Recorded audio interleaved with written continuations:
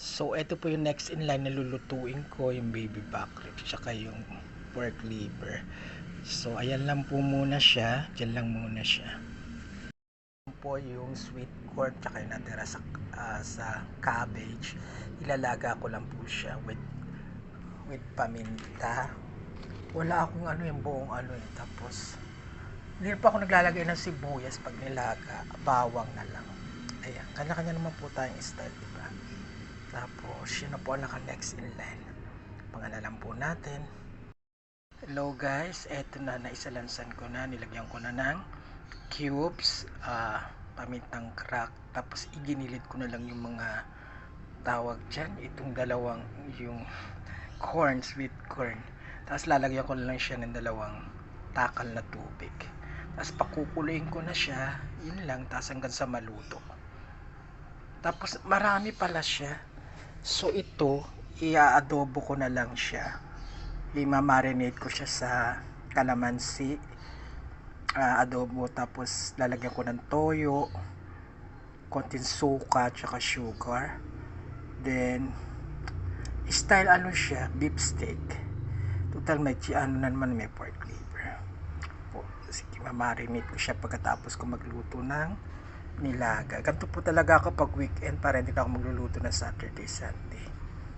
Wait lang po natin ang mga finished product. Ito na po siya, ready na po siya para lutuin.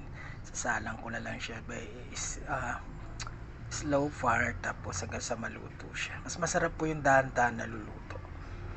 Wait na lang po natin yung finished product. Yes, napakuluan ko na siya na medyo matagal-tagal, at least 30 minutes. 45 minutes na pala. So ilalagay ko na tong cabbage, kinwater ko lang siya. Ayan, tapos hintayin lang natin siya ng mga 5 minutes. Ayoko kasi yung lutong-luto kasi naka low fire naman siya. So ayan siya. Wait lang natin siya. According to Chris Aquino, no, dapat pag nag-alalay ng gulay is huwag nang tatakpan para hindi siya yung, halimbawa yung green leafy foods, hindi siya mag-iiba yung kulay. So ito, ano lang natin siya ng sandali. Since hindi naman siya green leafy foods, so tatakpan po natin siya. Ayan po. Namatay yung ano niya, yung light niya kasi low bat na siya. 16 na lang siya. So ayan po, wait lang natin siya maluto. Wait tayo ng 3 to 5 minutes. Finished product, 2 to 3 minutes kasi baka maano na siya yung tawag dyan.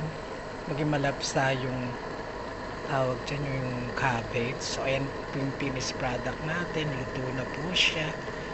Kain po tayo. Ito yung second batch na niluto kung tapos na.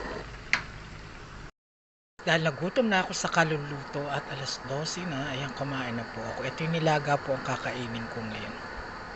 Nakaluto pa po yung adobo. Pinapalambot ko po siya. Tapos pinapatuyo ko po siya. Pag medyo tuyo na, tsaka ilalagay yung sibuyas. Ayan, kain po tayo. Ang sarap po. Yummy, yummy, yummy. Ang sarap po ng nilaga.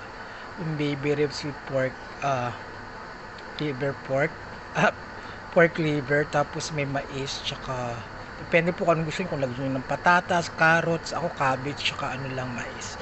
Kain po tayo. Yummy, yummy, yummy.